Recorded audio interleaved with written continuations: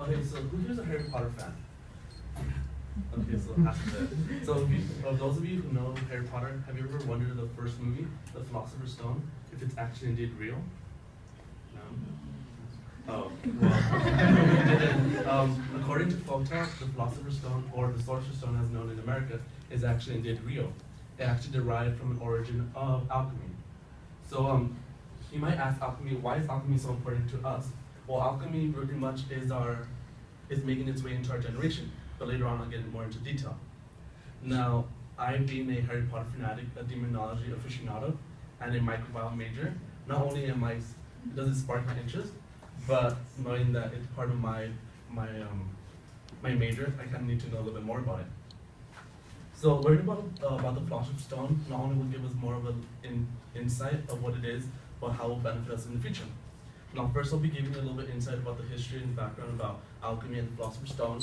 Then I'll move my way into the demonic side of the alchemy, and then how it's making its way into our generation into modern sciences.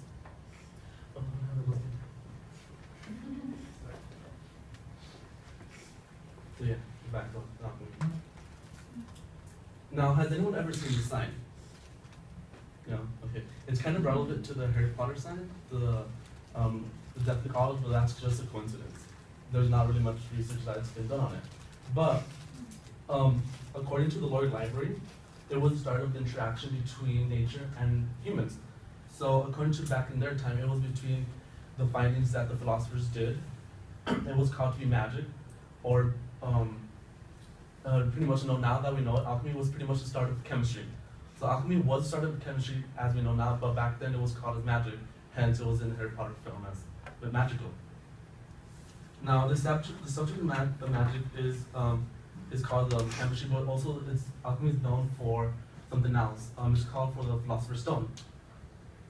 The Philosopher's Stone was known to be an elixir of life, or as some people know as the fountain of youth, something that will give you eternal life, and had the ability, whoever held the object, the power to change metals into gold.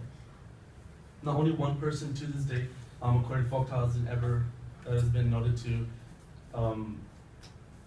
have this stone, make the spell, during the medieval times. Now let's talk about the demonic side of alchemy. Alchemy the symbol is very straightforward. It revolves around the forces of nature: earth, water, fire, and earth. And also in this symbol, it really much represents the types of metals, and signifying that it was the start of chemistry, being sulfur, mercury, silver, and then you can read on. With the Ring of Solomon, it's kind of a little bit more the details of the demonic side of alchemy. The Ring of Solomon, if you don't know, gave the ability of Solomon to control demons. In this case, according to the book of Tar Namal, Alchemy and the Authority of the Holy Empire, she said that transmutation was the basis of both alchemy and demonology. So demonology, in that sense, was that Solomon was able to transform demons into human artifacts, or just people, or anything that was inanimate. In the alchemy presence, we see it as transmutation, being that metals are transmuted into gold.